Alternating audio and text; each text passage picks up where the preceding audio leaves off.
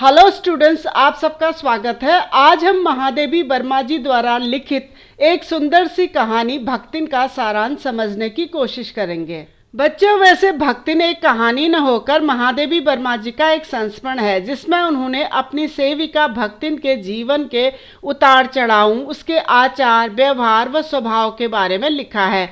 उन्होंने यह भी बताया है कि भक्तिन एक ऐसी जुझारू महिला थी जिसने अपने जीवन के संघर्षों से कभी हार नहीं मानी और अपना पूरा जीवन अपने उसूलों व अपने ग्रामीण संस्कृति के अनुसार ही जिया। कहानी की शुरुआत करते हुए लेखिका कहती हैं कि भक्तिन छोटे कद व दुबले पतले शरीर वाली बहुत ही सादगीपूर्ण जीवन जीने वाली महिला थी, लेकिन लेखिका की सेवा वह कुछ इस तरह से करती थी जैसे पवन पुत्र हनुमान राम जी की सेवा किया करते थे, यानी बिना थके रात दिन उनके लिए काम करती थी। भक्तिन जब पहली बार लेखिका के पास नौकरी मांगने के लिए आई थी तो उसने अपना नाम लक्ष्मी बताया था, लेकिन वह नहीं चाहती थी कि कोई उसे उस नाम से पुकारे।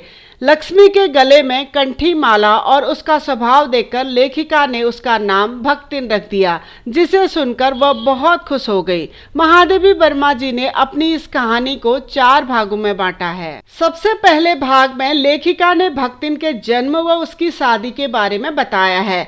लेखिका ने बताया है कि भक्तिन इलाहाबाद के झूसी गांव के एक गौपालक की इकलौती बेटी थी। 5 वर्ष की आयु में उसका विवाह हांडिया ग्राम के एक संपन्न गौपालक के पुत्र से हुआ, लेकिन छोटी उम्र में उसकी मां के मरने के बाद उसकी सौतेली मां ने महज 9 साल की उम्र में उसका गौना कर दिया, यानी उसे ससुराल भेज दिया।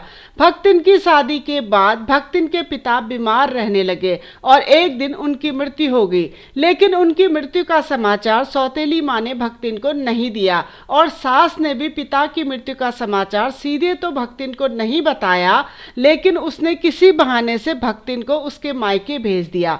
पिता से मिलने की आस में जब भक्तिन मायके पहुंची तो वहां पिता की मृत्यु का समाचार सुनकर वह बहुत दुखी हुई। घर वापस पहुंचने पर उसने अपनी सास को खूब खरी खोटी सुनाई। अब आते हैं कहानी के दूसरे भाग में।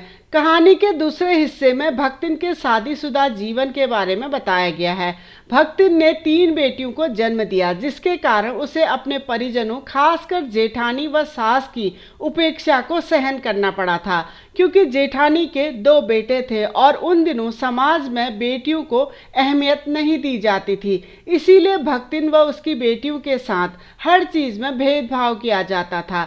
जहां जेठानी के बेटों को दूध मलाई व अच्छा भोजन खाने को दिया जाता था, वहीं भक्तिन की बेटियों को मोटा अनाज खाने को दिया जाता था। भक्तिन के खिलाफ उसके पति को भी परिवार के सदस्यों द्वारा उकसाया जाता था, लेकिन भक्तिन का पति भक्तिन को बहुत प्यार करता था, इसीलिए वह उनके बहकावे में नहीं आता था। भक्तिन बाग बगीचों खेत खलिहानों के साथ साथ जानवरों की भी देखभाल करती थी। उसने अपनी बड़ी बेटी का विवाह बड़े धूमधाम से किया, लेकिन महज 36 साल की उम्र में भक्तिन के पति की मृत्यु हो गई। इसके बाद तो भक्तिन पर दुखों का पहाड़ टूट पड़ा, लेकिन उसने किसी प्रकार अपनी दोनों बेटियों की शादी की और बड़े दामाद को घर जमाई बनाकर अपने पास रख लिया। कहानी के तीसरे हिस्से में लेखिका ने बताया है कि दुर्भाग्यवश बड़ी बेटी का पति भी मर गया और वह विधवा हो गई। परिजनों ने संपत्ति के लालच में भक्तिन की विधवा बेटी का विवाह भक्तिन के जेठ के बड़े बेटे के तीतरबाज साले से करवाना चाहा, जिसे भक्तिन की बेटी ने मना कर दिया। लेकिन कुछ समय बाद वह तीतरबाज भक्तिन की बेटी के घर में घुस गया। उस समय भक्तिन घर पर नहीं थी, हालांकि भक्तिन की बेटी ने उस तीतरबाज को धक्का देकर बाहर निकाल दिया। लेकिन बात पूरे गांव में फैल गई। पंचायत बुलाई गई और पंचायत ने दोनों का विवाह कराने का आदेश दे दिया। न चाहते हुए भी भक्तिन और उसकी बेटी को यह फैसला मानना पड़ा।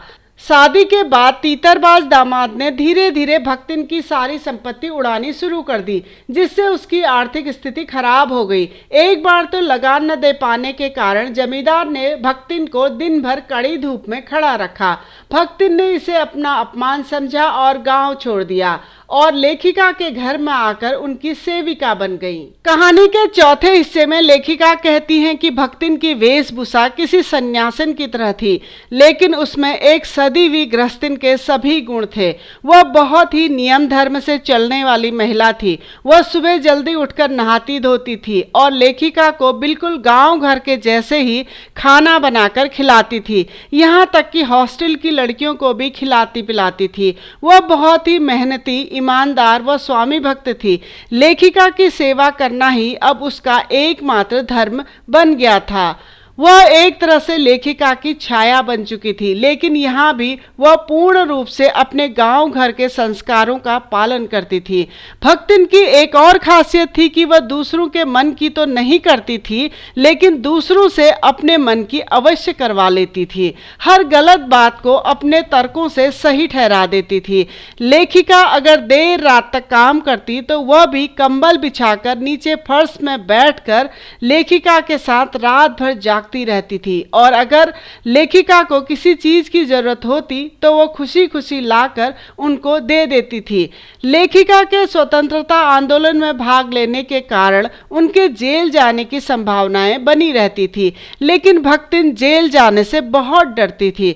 फिर भी वह लेखिका की सेवा करने के लिए जेल जाने को भी तैयार थी। वह कहती थी कि जहां मेरी मालकिन रहेगी वहीं मैं भी रहूंगी, फिर चाहे वो काल कोठरी ही क्यों न हो। यहाँ तक कि वह लेखिका को छोड़कर अपनी बेटी व दामाद के साथ भी जाने को तैयार नहीं थी। भक्तिन लेखिका के मित्रगणों का भी बहुत सम्मान करती थी। कहानी के अंत में लेखिका भक्तिन और अपने गहरे संबंधों व बेहतरीन तालमेल के बारे में कहती हैं कि वह ऐसी स्वामी भक्त सेविका को खोना नहीं चाहती हैं। तो बच्चों, ये था भक्तिन कहानी का सारांश। आप इसी सारांश को और डिटेल से देखना चाहते हैं तो आप हमारी वेबसाइट keepinspiringme.in में विजिट कर सकते हैं। डिस्क्रिप्शन में मैंने इसका लिंक दे दिया है। अगर आपको वीडियो पसंद आया और इन्फॉर्मेटिव लगा तो आप प्लीज़ चैनल को लाइक करें, सब्सक्राइब करें और आने वाली वीडियो की इन्फॉर्मेशन के लिए बेल आइकन को दबा दीजिए। धन्यवाद।